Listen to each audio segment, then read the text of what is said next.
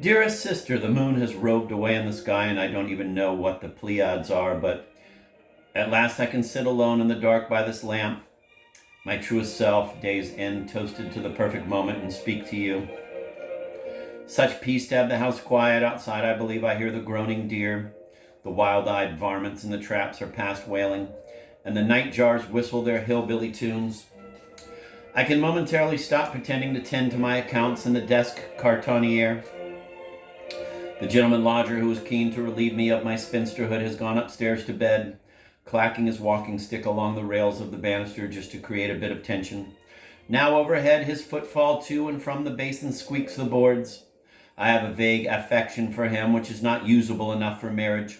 I cannot see what he offers in that regard, despite some impressively memorized Shakespeare and Lord Byron and some queerly fine mimicry of the other lodgers. Priscilla, the plump Quakeress, tragically maddened by love. Miriam with her laryngitis and Confederate widow's weeds. The town has run out of that slimming black silk and resorts to a confused dark Union blue.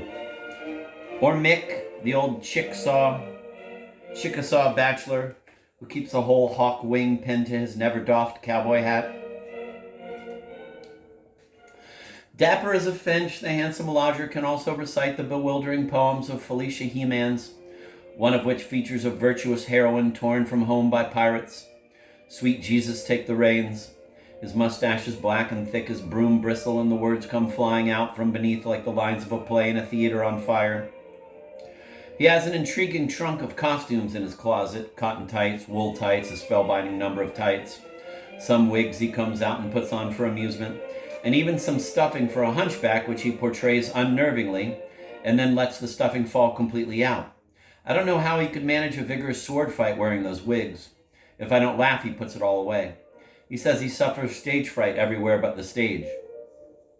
He says he will help me build a platform on the side of the house if I would like to get into wicked show business and put great joy into the hearts of simple men.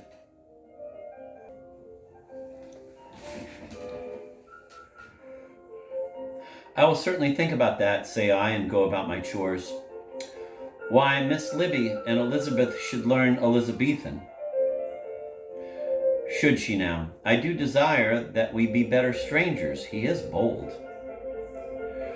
But he has his own straitened circumstances which I hardly need to take on as my own, though he appears always in fine fettle, handsome in the silvery variegated fashion of rabbits and foxes, a pair of pomaded mutton chops which he says hide a bite scar from his boyhood horse, Cola. The mutton chops fetchingly collect snow in January, though he limps. Some might say imperceptibly, but that has the lie built right in. So I don't say that, not being a good liar. A cork foot from the Secesh, he told me. A cork foot from the Secesh, he told me. Mounted the real foot and donated it to a Lost Cause Army medical museum, he said, and sometimes he goes and visits it just to say hello.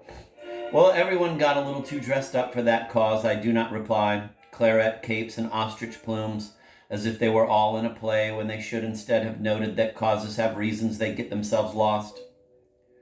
The smash comes soon enough, as others have declared, and a boy's adventures know no pity. These dazed old secessiors are like whittlers who take small sticks and chop them away, making nothing but pixie pollen. I find people's ideas are like their perfume, full of fading, then dabbing on again.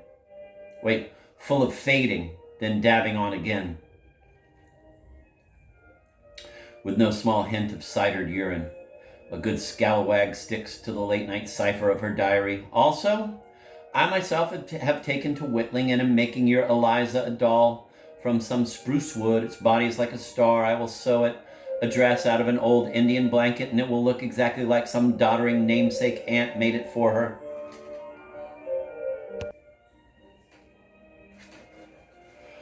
From time to time I detect some craftiness about this particular lodger and his less than gallant crumbs of bluster. But he can blow a whistle with his eye, no small matter. He sings, "I used to be lucky, but now I'm not," then does that whistle out his eye.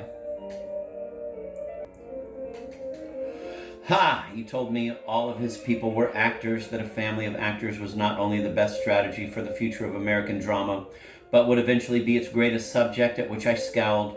Then he said not really, but some of his kin were in fact politicians who conducted themselves like actors. One of them once banished to a prison ship, though another brother Ned now mingled with high society. I tried to unclench my mind and free my felt scowl into mock surprise. Then he told me the truth. He had spent years in the circus after his quinine smuggling for the Secesh. Ha again. Do I jar you, he asks with his sly charm. No, I say, I am braced at every turn for disenchantment. Well, that might be just a little too bad, he says. His look is like last year's bird's nest. Simply saying, I understand, he said. He claims I have inner beauty. I wish it would strike outward, I replied. It's best to have things come to the surface.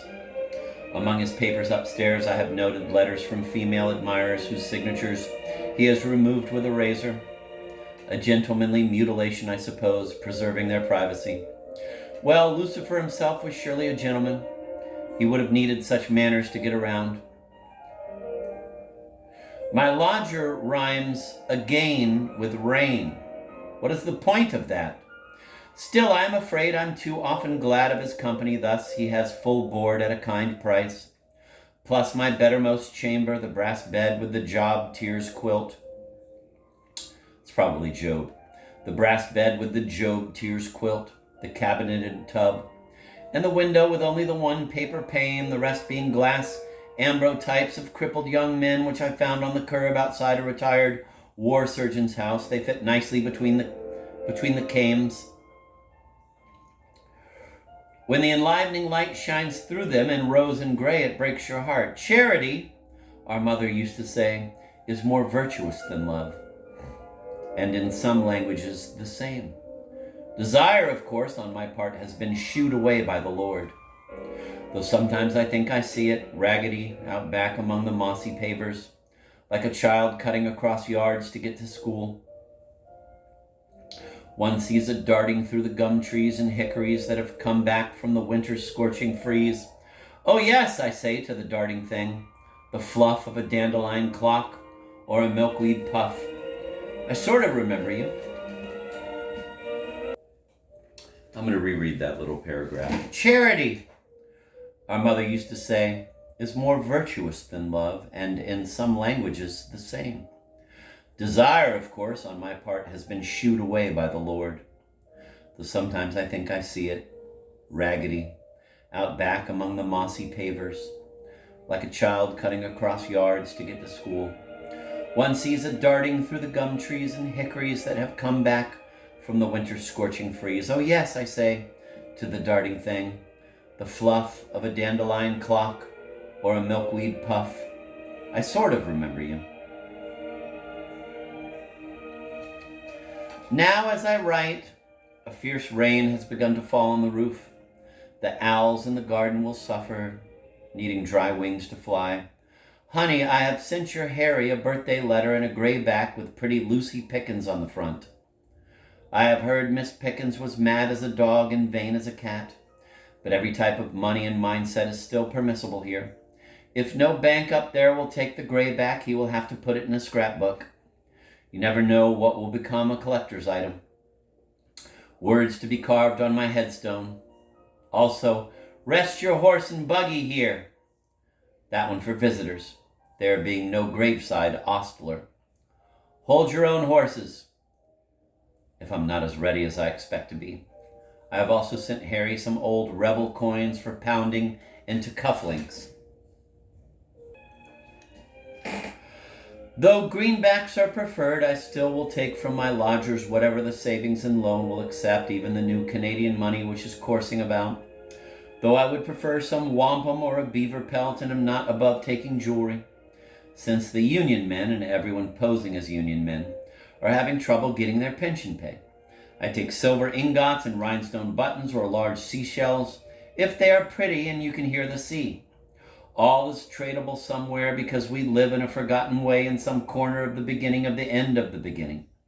I don't know who I really mean by, quote, we, end of quote, but it does seem this place has been handed some moment in history, then grown fearful and impulsive about hanging on to it. A useless lunge.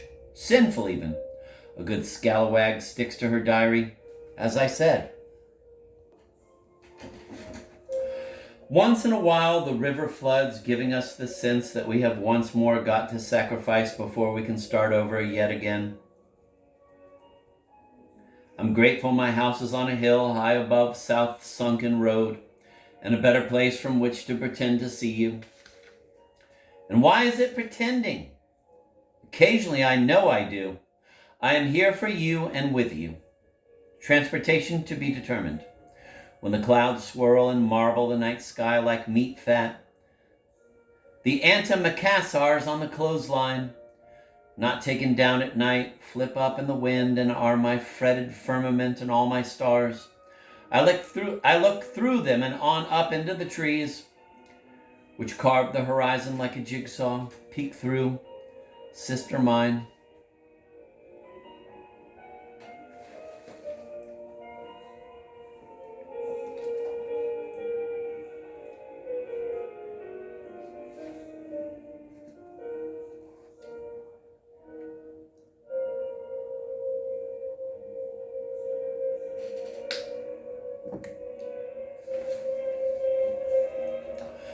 Someone at the pots and pans store was speaking of a neighbor woman who has become a bitter old recluse, and I piped up that was going to be my own fate, and no one kindly took it upon themselves to disabuse me.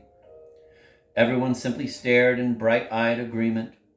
I fear they have seen me muttering to myself on the street. Once I swaddled a burn on my arm with the dressing, and then when I was out walking began to swat at it, thinking it was a large moth that had wrapped itself around me. I should wear a duster and one of the new pancake hats that are all the rage. I should take up ornamental farming with guano. When I have my visits with the pastor, our Saturday tea in my own front parlor, it strikes me that he is the lone soul to try to argue me into a more cheerful condition. Quote, "What is there to be bitter about?" End of quote, the pastor asks me, and I say, rudely stitching up a 9-patch quilt right in front of him, quote, "Well, sir, to take the long way around the barn, I don't always know, but I do feel there's much.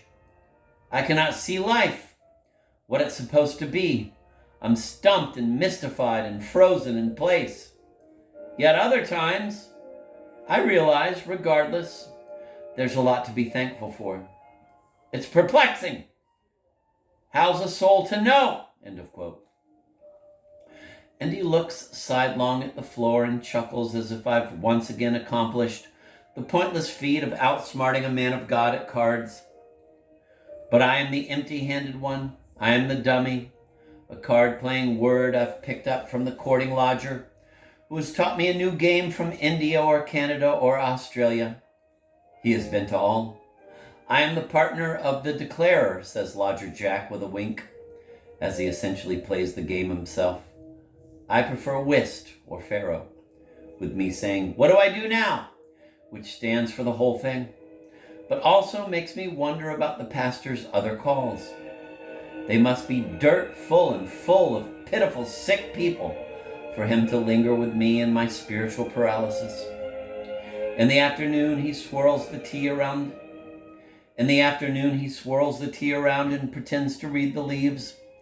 God has plans for you.